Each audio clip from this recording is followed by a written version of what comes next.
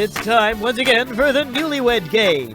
And now, here's your host, Jamie Swift.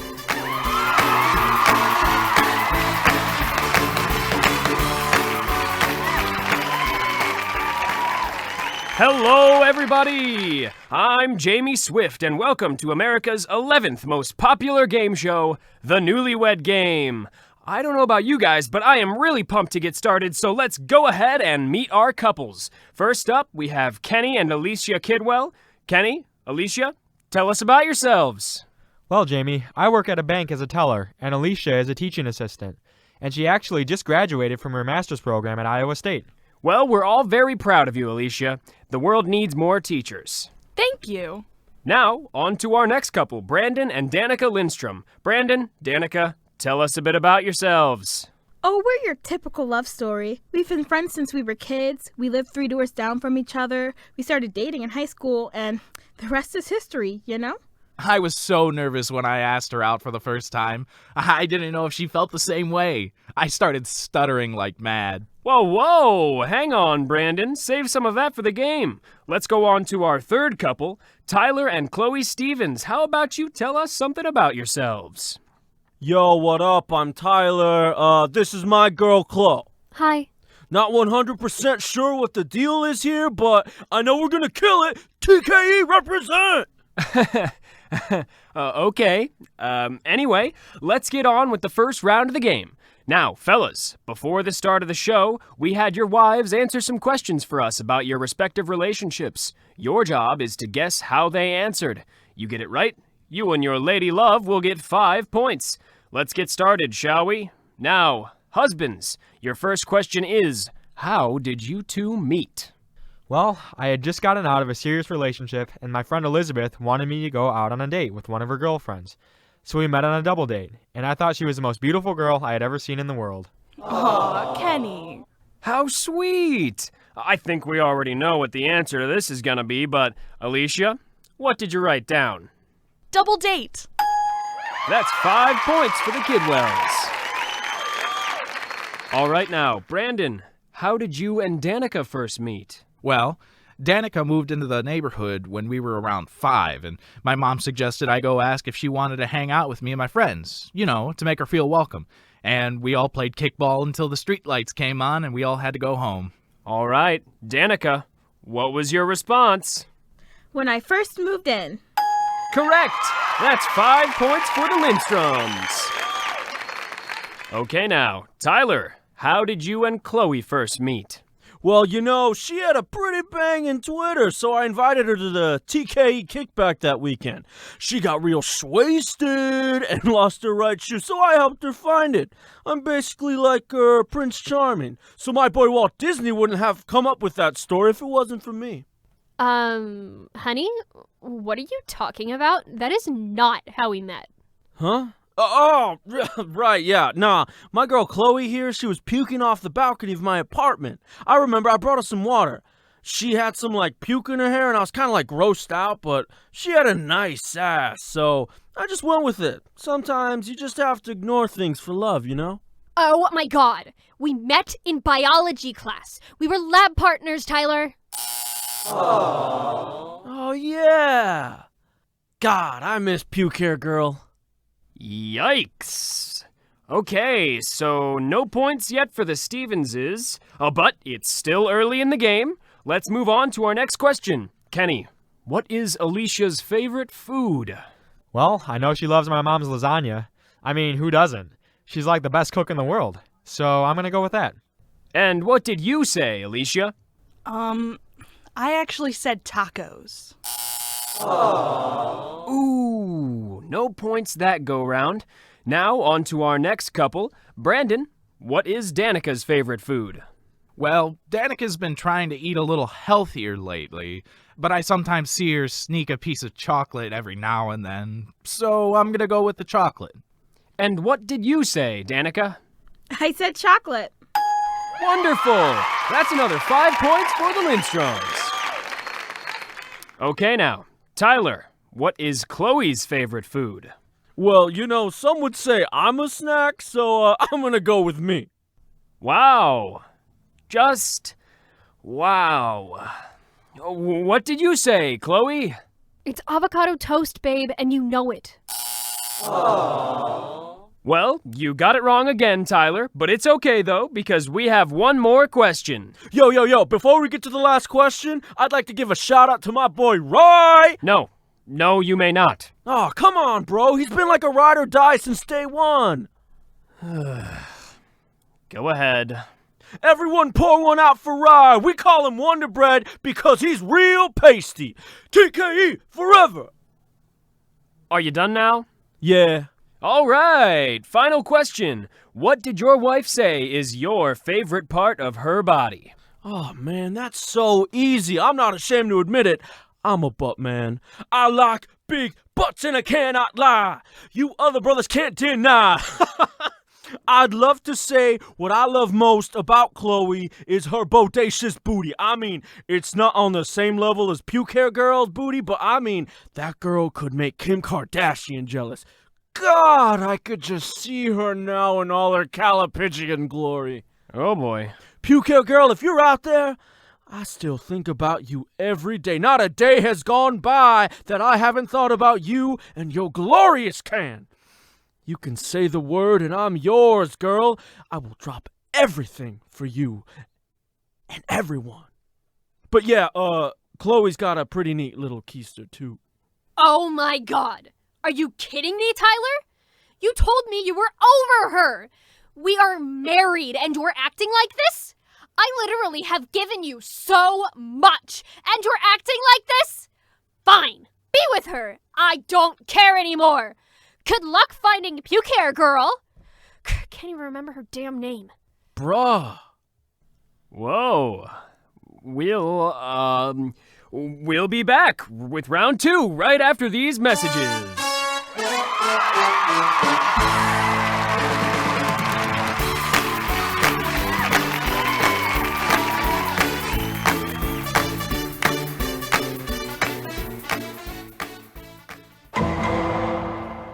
You want the ball? You want the ball? Go get the ball. Get the ball, boy.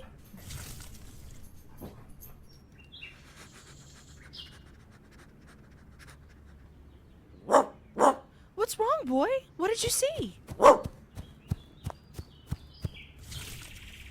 Oh my God!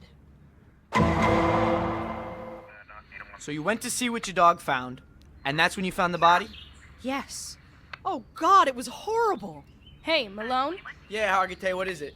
I found this shoe print near the shrub. Whoever the killer is, they must have pretty big feet. A size 12 men's, I'd say. You know, this shoe print looks almost kind of familiar, like I've seen it before somewhere. I'll say it does. Say, would you mind checking your left shoe? Why? Did I step in something? Oh, no wonder the shoe print looked familiar. Hey, Malone, coroner's report came in. The victim has severe contusions all over his body. Yeah, and his skull was cracked wide open. How'd you know? Kinda hard to miss that with all his brain spilling out onto the dirt. Oh, they found a wallet on him. Belonged to a Jack Schmidt. That's not gonna lead to a cheap pun, is it? Maybe. Anyway, they're having his sister come in and ID the corpse. Good. When she gets here, we'll hold her for questioning. I've got a hunch she knows everything we need to solve this case. So, we went up the hill to the well, but then he wandered off somewhere. I asked him where he was going, but he didn't answer. And that was the last time I saw him alive. What were you two doing on that hill? We were getting some water for the radiator of our car. And you say he wandered away for some reason? Yes. Would you mind explaining then how his body wound up in a public park 15 miles away from that hill? How would I know? Am I my brother's keeper? He was an adult. He can take care of himself. Mrs. Schmidt, we've done some reading about you and Jack. We happen to know your parents were millionaires before they died.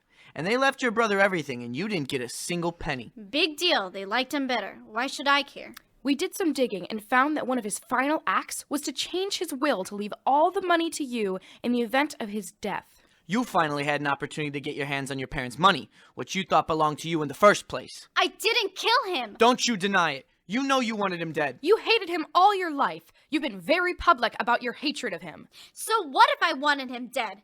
Who didn't? The only reason our parents left him with everything was because they knew he'd crash and burn without their help. He would have killed himself somehow, eventually. He was a moron. Hargitay, I believe we have a confession here.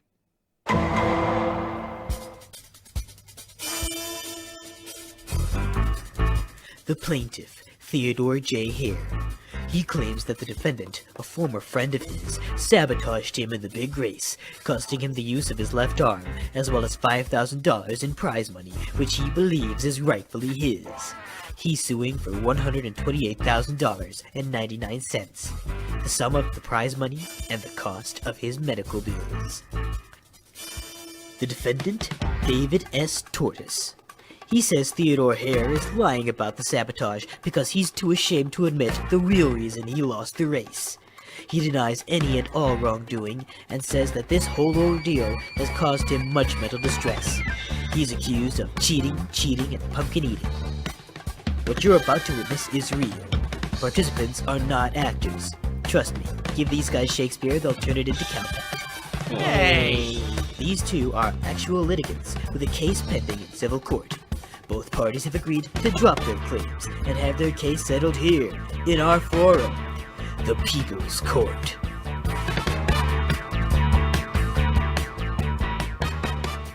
All rise. Judge Marilyn Monroe presiding. Wait, Monroe? Well, no one here can do a decent Marilyn Million, so... Thank you, bailiff. You may be seated. Oh boy. Now, Mr. Hare, you claim Mr. Tortoise sabotaged you by giving you a poisoned carrot? That is correct, Your Honor. That no-good cheating reptile gave me a poison carrot that knocked me out cold about halfway through the race. Your Honor, if I may. Of course you may, Mr. Tortoise. It's a free country. Thank you, Your Honor. It just so happens that I have surveillance video from my friend, Winthrop H. Sparrow, which proves conclusively that Mr. Hare's loss and injury were not, in fact, the result of a poisoned carrot, as he claims they are. Well, then, let's see the footage. Bailiff? I'm on it.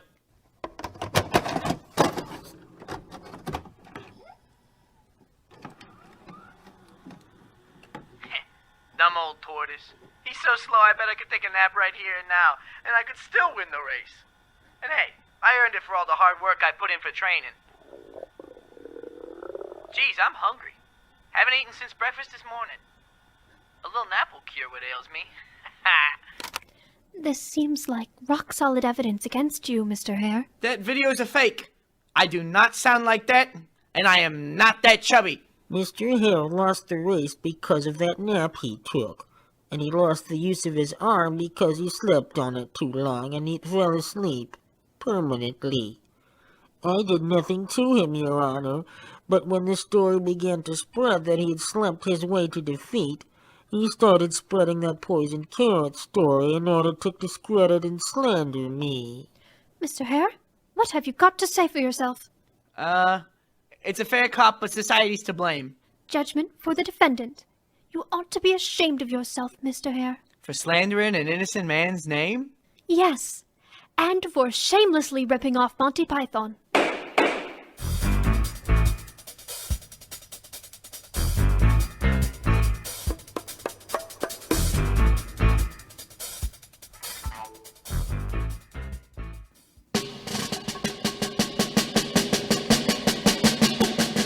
It's time once again for another exciting installment of The Amazing Adventures of Hamster Woman. The alter ego of hotel heiress Priscilla Hargrove, Hamster Woman has dedicated her life to thwarting evil and fighting for justice. We take you now to her stately mansion in beautiful Megalopolis City, where she is planning a surprise birthday party for her loyal butler Sappington with her young ward and crime-fighting sidekick, Marlene Barrow, a.k.a. Gerbil Girl.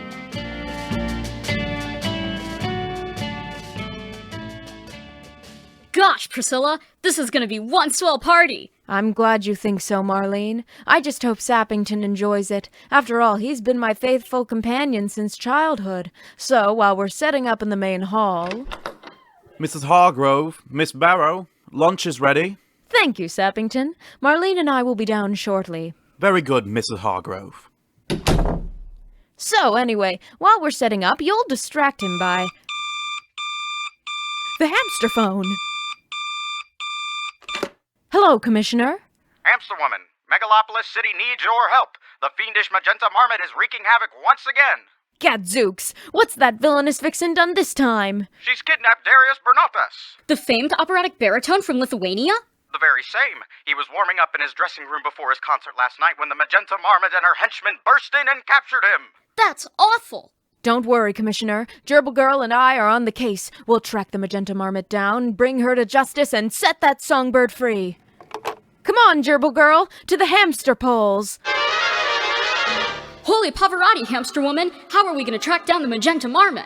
It's simple. During our last tussle with our brightly colored culprit, I managed to place a microscopic tracking device onto her jacket. Wow, hamster woman, you sure put a lot of forethought into your crime fighting. Well, you must admit it makes these sketches easier to crank out on a regular basis. Now we just have to determine her coordinates using the Hamster computer.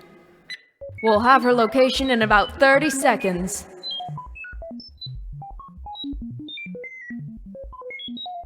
So, how's stuff? It's cool. There's this one guy I think I'm kind of interested in. I met him at... Aha! We have the Magenta Marmot's coordinates. She's currently headed towards the Megalopolis City Opera House. Holy Tebaldi, hamster woman! Do you think she's about to strike again? I believe so. We'd better call them to let them know. In the meantime, we've got to get a move on. Quick, to the hamster mobile! Me, la, Madame Carlotta, this will be your best performance yet.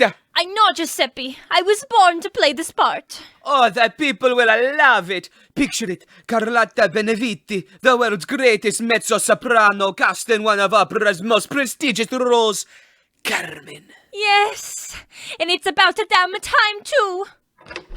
Madam Carlotta, I've just received some horrible news from Hamster Woman. Apparently someone is coming to the opera house to kidnap one of the performers. She doesn't know who it is they plan to kidnap, but to be safe, she suggests we cancel the performance tonight and move all of you singers to a safe place. Cancel the performance? Puh! The show must go on. Who is this Hamster Woman anyway? Why, she's Megalopolis City's most feared superhero. Criminals tremble at the mere mention of her name. In my country, we do not take orders from hamsters. The show will go on. Oh, I'm afraid you don't get much say in the matter, Madam Carlotta. Scusami? Do you know who I am? I am the world's foremost mezzo-soprano. I am Carlotta Benevitti. Oh, I know who you are. Boys, grab her. Hey, get your hands off of me. Let her go, you oof. Apparently you don't know who I am, Madam Carlotta. I am the Magenta Marmot! Come on, boys. Load her into the van with the others.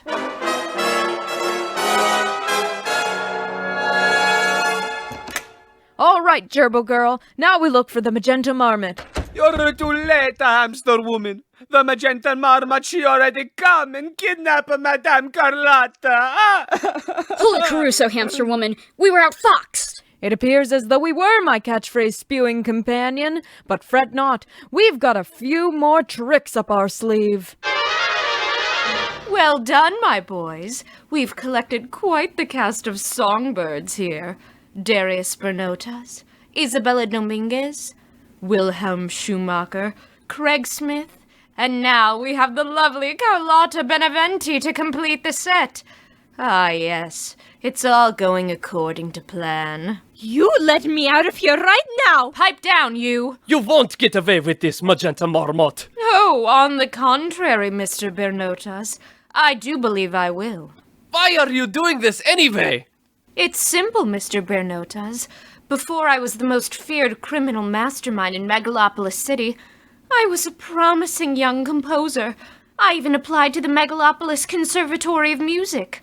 The Bounders had the nerve to turn me down. They said my music lacked imagination. Well, I'll show them. I'll show all of them! When I debut my magnum opus next Friday, performed by 5 of opera's biggest names, then they'll recognize my genius. Here's your sheet music. We start rehearsals tomorrow.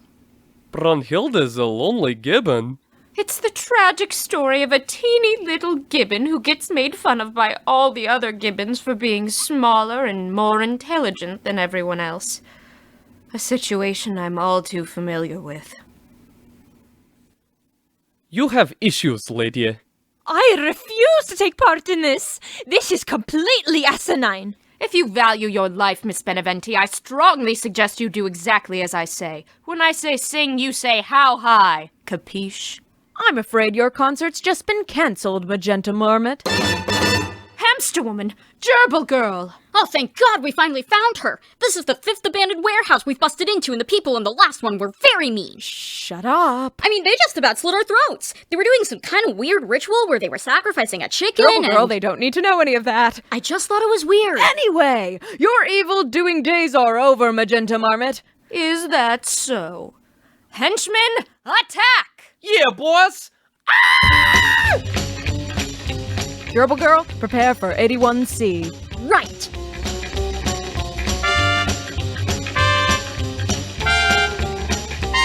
Hamster woman, why are you and your sidekick playing the trumpet? Yeah, how come you two ain't fighting us? Now, Gerbil girl!